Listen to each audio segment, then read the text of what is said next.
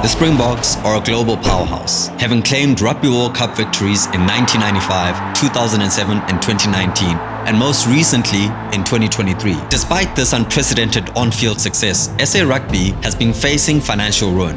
But how did it come to this, and what does the future hold for SA Rugby?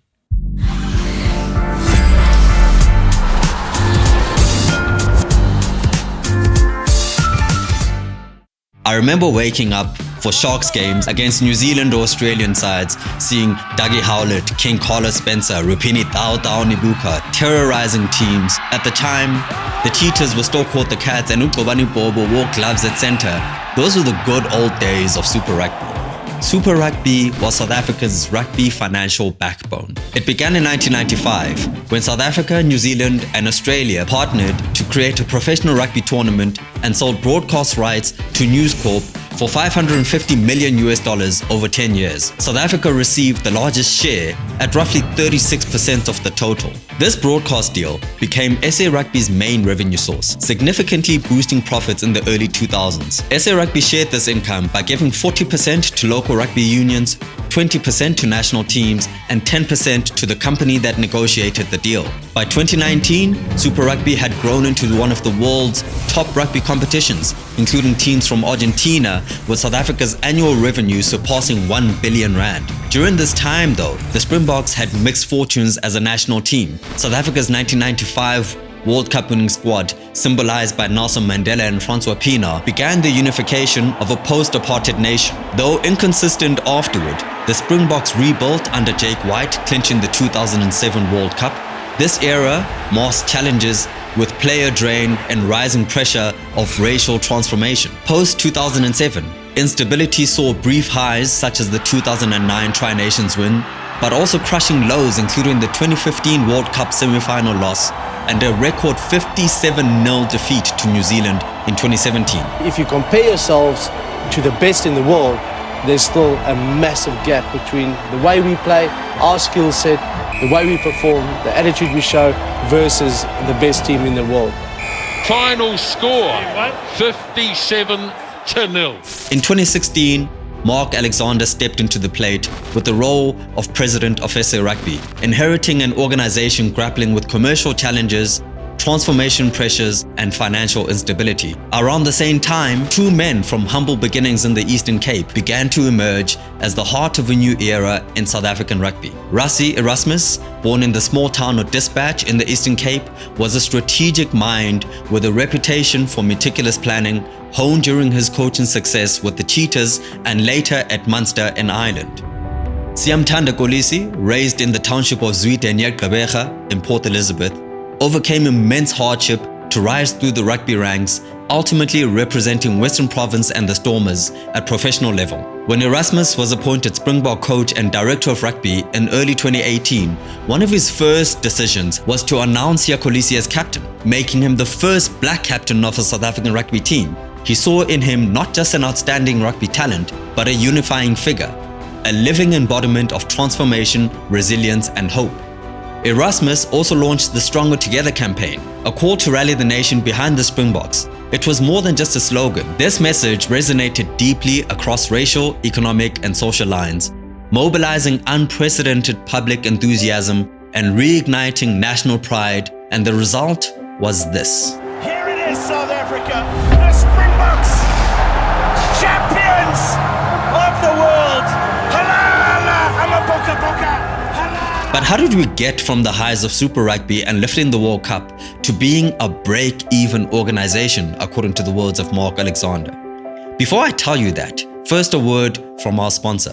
This video is brought to you by our partners at 22 Hours, the creative force behind making content like this possible. 22 Hours is not just a sports content agency. They are Africa's answer to the rapidly evolving global sports landscape. Their philosophy is that if football or any other sport lasts roughly 2 hours, what do you fill the rest of the 22 hours with? And that's where 22 Hours comes in, to fill the gap with dynamic content that moves the heart. To understand the financial complexities of what SA Rugby has been going through over the last few years, I went through 10 years of annual reports and financial statements.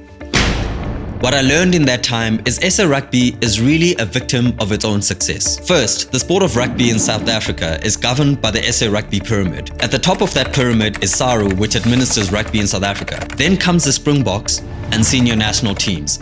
The money then flows down to the unions and their franchises like the Sharks, the Bulls, the Lions, the Stormers and Grickers and so on. Then there are districts and then the grassroots. Key to this model working is the Springboks. The Springboks' success accounts for 90% of SA Rugby's income and provides financial stability for the entire pyramid.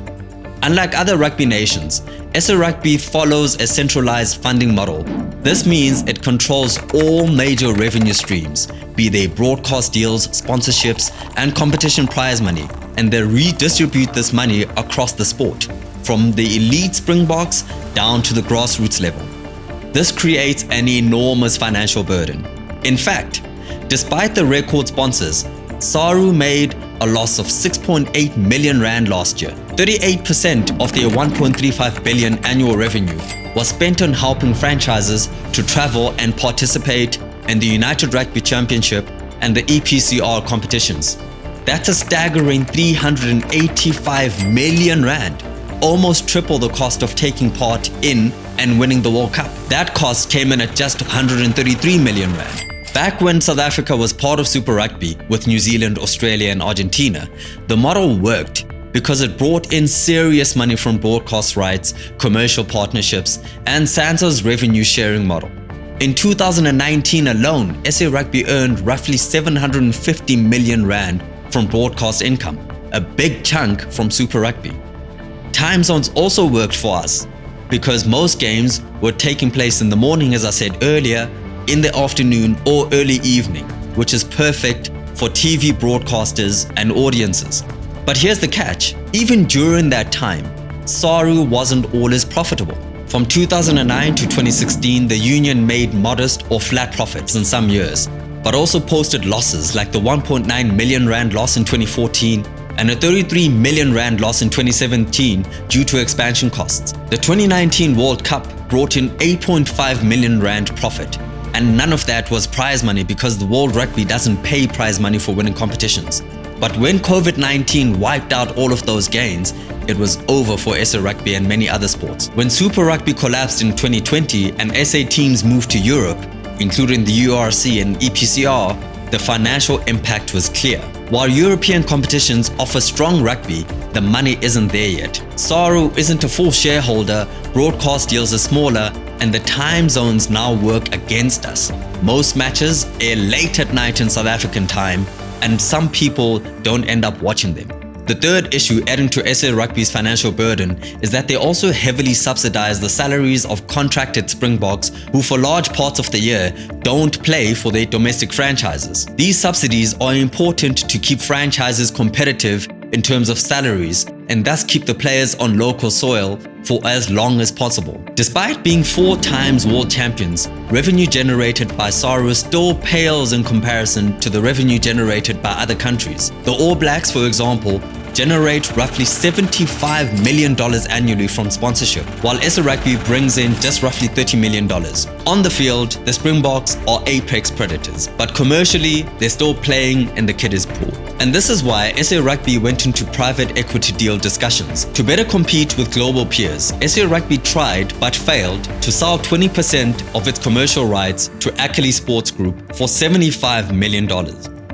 The plan was to form a special purpose vehicle owned by both SARU and Ackley, but the plan failed when details started emerging. There were 2 major issues with the deal. The first being that $75 million would effectively be a loan and would need to be paid back. And the second is that Ackley would have gotten 3 out of the 7 board seats, allowing them to control the commercial future of Springbok Rugby, which is untenable to everyone. With that plan out of the window, SA Rugby switched tactics and appointed a commercial agency to help them to better commercialize their brand. Since partnering with Wasserman, a global sports marketing agency, SA Rugby has secured high-profile sponsorship deals that expanded the SA Rugby portfolio to over 49 partnerships. Reports indicate that the value of the Springbok sponsorships portfolio has surged from approximately 420 million rand the previous year to around 800 million rand in 2025. This near doubling of sponsorship revenue underscores the effectiveness of the new commercial strategies implemented through SA Rugby's partnership with Wasserman. AfriSam renewed their partnership and will now sponsor all Springbok national teams, with Monster Energy joining as the official energy sponsor. Then came Coca-Cola, a global giant who will now have their logo on the shirt of the Springboks for the next 5 years. First National Bank has now been elevated from the back of the shirt to the front of the shirt in a significant deal costing roughly 150 million rand a year, almost double what the previous front of shirt sponsor MTN was paying. And lastly, Pick n Pay joined the party, taking up the space left by F&B at the back of the shirt and becoming a tier 1 sponsor in a 4-year deal. And what I'm told as well is that the Springboks are now charging in dollars, which is why a lot of other brands have not been able to play the game. So what next for the Springboks? With Siya Kolisi inspiring on the field and possibly going for another World Cup, Rassie Erasmus orchestrating the game plan, and Mark Alexander steering the ship at executive level, South African rugby has become more than a sporting powerhouse. It's a movement. Together, they've revitalized the Springbok brand, uniting a nation and transforming its global image. Through bold leadership, innovative thinking, and a wave of strategic sponsorships, SA Rugby is no longer just surviving, it's thriving. As they now chase a historic 3rd consecutive Rugby World Cup, the three-peat, the Springboks are not just aiming to compete. They are setting the standard for what dominance looks like on the world stage. If you enjoyed this video, please like it, leave a comment, and most importantly, share it with others if you found it informative. Cheers, we'll see you again next time for another Cash and Sport long form video.